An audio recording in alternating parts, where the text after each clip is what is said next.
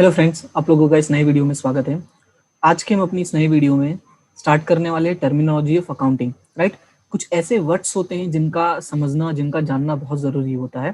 जैसे देखो, नॉर्मली होता क्या है कि हर सब्जेक्ट के अपने कुछ वर्ड्स होते हैं, हर सब्जेक्ट के अपने कुछ अलग अलग ऐसे वर्ड्स होते हैं जिनका मीनिंग सिर्फ उन्हीं सब्जेक्ट्स में देखा जाता है।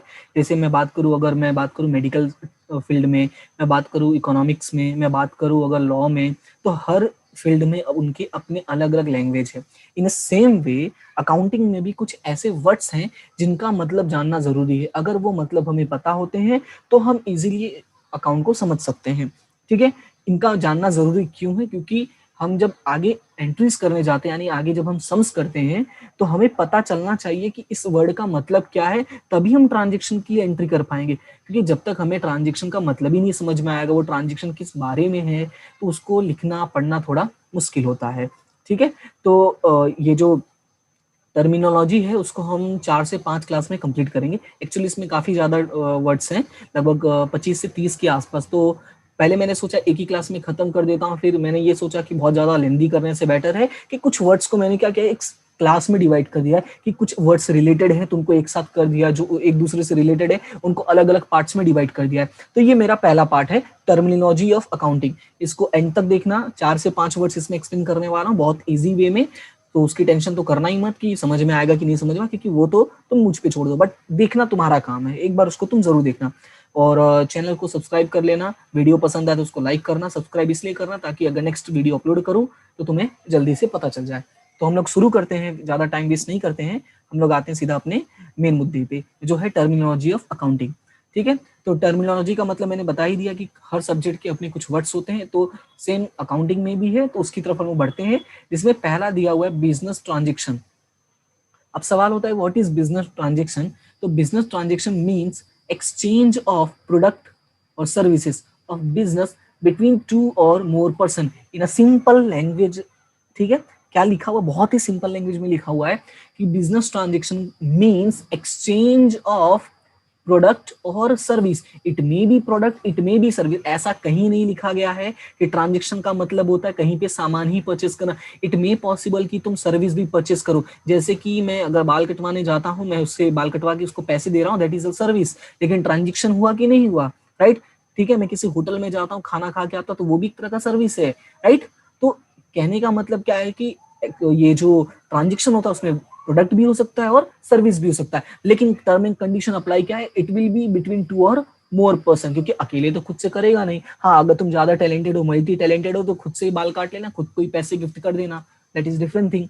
ओके, तो अभी यहाँ पे समझो कि जो बिजनेस ट्रांजेक्शन होते हैं उनको दो पार्ट्स में डिवाइड कर सकते हैं। एक्चुअली दो पार्ट्स में नहीं कहूंगा मैं, ये बोल सकता हूँ कि इसको दो तरह से कर सकते हैं। कैसे? तो समझो यहाँ पे जो बिजनेस ट्रांजेक्शन होता है वो बेसिकली या तो कैश में हो सकता है या तो क्रेडिट में हो सकता है। ठीक है, इस बात को थोड़ा ध्यान देना, या तो कैश में हो सकता है या तो क्रेडिट में हो सकता है। अब कैश और क्रेडिट का मतलब यहाँ पे क्या होगा? कैश का मतलब हो जाएगा तुमने इमीडिएट पे कर दिया।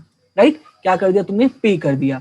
और इसमें क्या होता है कि पेमेंट जो होती है वो फ्यूचर में होती है। ठीक है, जो पेमेंट होगी वो फ्यूचर में होगी। अब एक बात समझो कि यहाँ पे तुमने तुरंत ही पे कर दिया है और यहाँ पे फ्यूचर में पे किया हुआ है। That is the difference between cash transaction and credit transaction. Right, तो याद रखना कि जो बिजनेस ट्रांजेक्शन होता है उसका मतलब क्या होता है कि दो या उससे ज्यादा लोगों के बीच में प्रोडक्ट या सर्विस का एक्सचेंज। राइट, और जो ट्रांजेक्शन होते हैं वो दो तरह से हो सकते हैं, या तो कैश में हो सकता है या तो क्रेडिट में हो सकता है। तो कैश का मतलब क्या होता है? इमीडिएट पेमेंट होता है, एंड क्रेडिट का मतलब क्या होता है? फ्यूचर पेमेंट होता है। राइट, सो आई होप कि यहाँ तक क्लियर है। एक छोटा सा एग्जांपल भी दे देता हूँ तो ज्यादा समझ में आ जाएगा।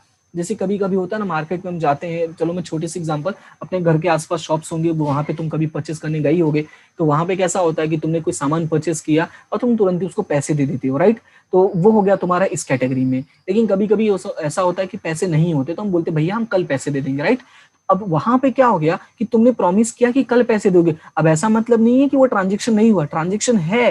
राइट, लेकिन वो कैसा ट्रांजेक्शन है कि वो अभी तुम फ्यूचर में पे करने वाले, इसलिए उसको हम किस कैटेगरी में डालेंगे? Credit transaction. राइट, तो आई होप कि ये दोनों चीज क्लियर हो गया होगा। अभी हम नेक्स्ट पॉइंट की तरफ बढ़ते हैं। तो नेक्स्ट पॉइंट है हमारा इवेंट। अब इवेंट क्या होता है, उसके लिए तुम्हें पहले बिजनेस ट्रांजेक्शन का मतलब पता होना जरूरी है। तो अगर वो मतलब पता है तो ये और आसान है। कैसे, देखो यहाँ पे event is recognised as an incident. अभी ये तो आ गया टेक्निकल वर्ड, बोलोगे सर अभी इंसिडेंट क्या होता है, बहुत कहते हैं ना कि बहुत ज्यादा बता दिया आपने। तो समझो पहले और आगे पढ़ते हैं, आइडिया लगेगा। इवेंट मीन्स सिचुएशन और result created from the transaction. ओहो, इसका मतलब क्या हुआ कि जो भी ट्रांजेक्शन हो रहा है ना, उसकी वजह से जो सिचुएशन बन रहा है, that situation will be known as a event और इंसिडेंट, राइट। यानी कि जैसे मैंने कुछ परचेस किया, तो परचेस करने के बाद जो फाइनल रिजल्ट है, वो जो रिजल्ट होगा उसको हम लोग क्या बोलेंगे, इवेंट बोलेंगे। तो इसको मैंने थोड़ा और एलिबोरेट किया हुआ है, उसको देखते हैं यहाँ पे एग्जांपल देखिए। एग्जांपल मैंने क्या लिखा हुआ, 3 एग्जांपल मैंने मेंशन किए हैं, ध्यान से समझना। एग्जाम्पल में क्या लिखा हुआ है, सबसे पहले लिखा हुआ है कि सेल्स 5000 रुपीज। देखो यहाँ पे है कि ये जो एक्ट हुआ है that will be known as a transaction, right. तुमने सेल किया है 5000 का गुड्स, तुम्हारे पास से गया और तुम्हें पैसे मिल गए होंगे।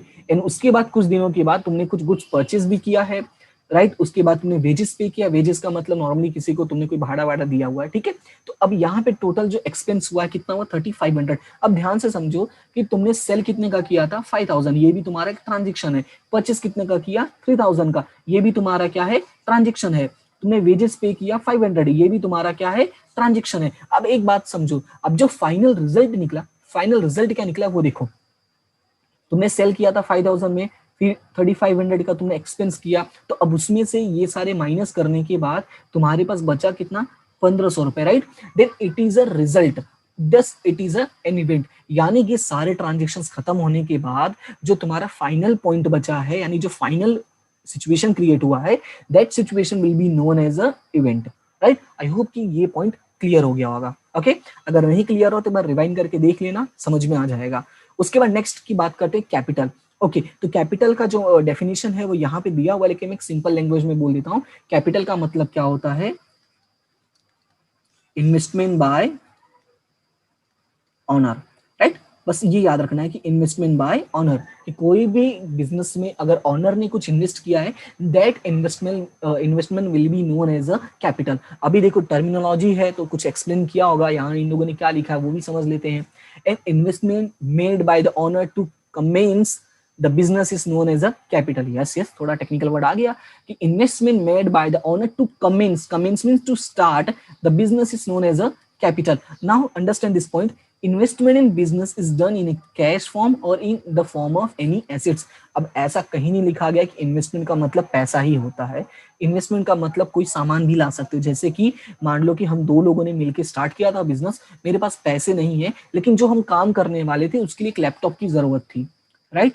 तो मेरे पास 2 लैपटॉप पड़े हुए थे, तो वो 2 लैपटॉप में लेके आ गया, तो ये भी तो मेरा इन्वेस्टमेंट हुआ, राइट। पैसे से तो ये भी खरीदा है मैंने। अब ये बिजनेस में अगर मैं नहीं लेकर आता तो बिजनेस थोड़ी चलेगा, तो इसलिए मैंने क्या किया, ये अपना एसेट जो है, इसको एसेट बोलते हैं। वो एसेट क्या है वो भी हम पढ़ने वाले, तो टेंशन नहीं लो। तो वो भी मैंने क्या किया, इन्वेस्टमेंट किया है, राइट।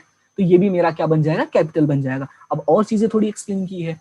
अब यहाँ पे देखो क्या लिखा हुआ है, all those items are included in capital which is provided by the owners। और थोड़ा सा बड़ा करने की कोशिश की है, मतलब वही है कि याद रखना all those items are included in capital which is provided by the owner। so you have to remember this word कि which is provided by the owners।